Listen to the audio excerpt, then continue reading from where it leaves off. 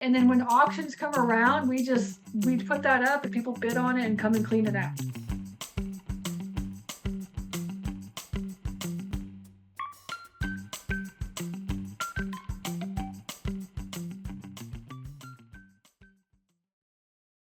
Mhm.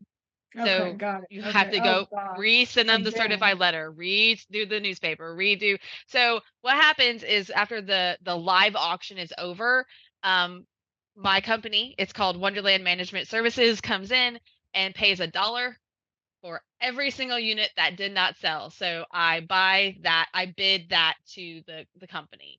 It's just not Okay. through storage auctions. It's through, Okay. and Got that's it. how we Okay. legally get around having to do all of that work all over again when we Okay. know it's just a trash unit.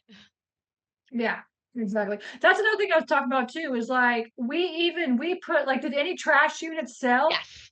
Yes, they did. So like we put all of like any trash that we find, we put it into a unit and then we just call that like the trash unit. And then when auctions come around, we put that up and people bid on it and come and clean it out is Sometimes what they do. sometimes it's definitely a trash unit and then nobody bids on it and we're like, "Yeah, we know." But we tried. It's a good old college try. But Yes.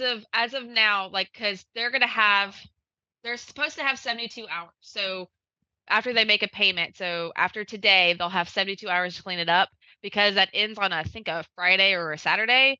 I'm giving everybody till Sunday night at midnight. So on Sunday night at midnight, if I haven't gotten a text message with an empty unit from them by midnight, they do not get their deposit back, which is $50. So if they wait till Monday and be like, "Oh, I forgot to send this," like, "I'm sorry, the system cut me out and I cannot refund anybody at that point." Mhm, And we mhm. let them know Do you get that. like a lot of pushback from like people that bid on this stuff, or are they pretty friendly or what?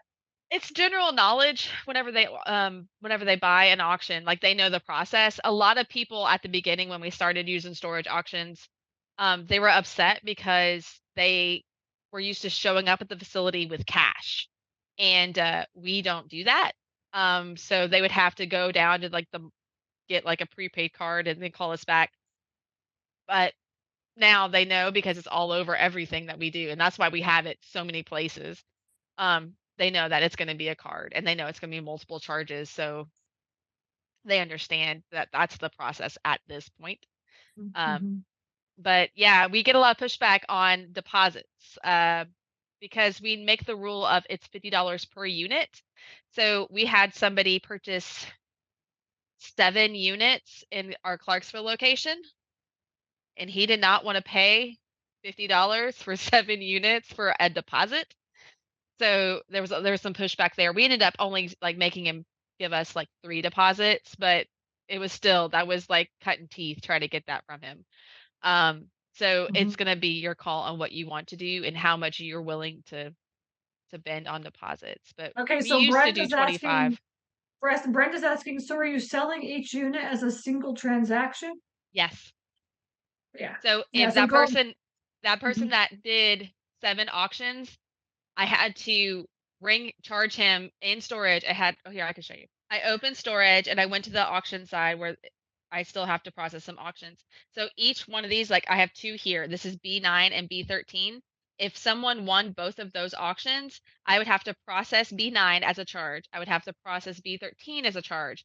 And then I'd have to do a separate charge for the deposit. So it would be but the deposits, since they're retail items, I can do 2 of them right here. I could literally do this, or I can Okay, yeah, so if do, they have a couple of units, you can do as many as you want. Okay. yes, but for the Okay. deposits, and this is great Mhm. because I'm only refunding one invoice for the deposits, but the actual auction process charges have to be separated because they're going on to separate accounts. Awesome. Okay, so stop share for just a second, then we'll just finalize everything. So, I mean, basically what I learned from this is the auction process is a lot of work.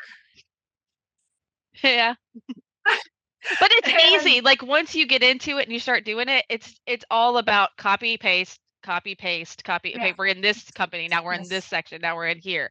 And each Yeah. time you move from one thing to, like, when I went from the certified letters to the newspapers, by the time I made it to the newspapers, I didn't have as many units because people got a letter and they're like freaking out and then they call and make payment. So I don't have as long of a list. And then after they see it in the newspaper, they're like, oh my gosh. And then so I'm not taking as many photos. And then by the time I start getting photos and they go to their unit and there's not even their lock on it because they're seeing it or they're seeing it online, they're like, crap, I need to get my stuff.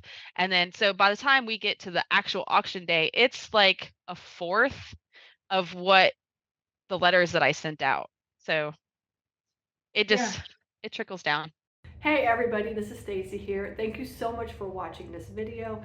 I am here to teach you how to get your foot into this industry. You're watching this video because you want to learn how to get started in self-storage investing, or maybe you own facilities and you want to be a better manager, a better owner.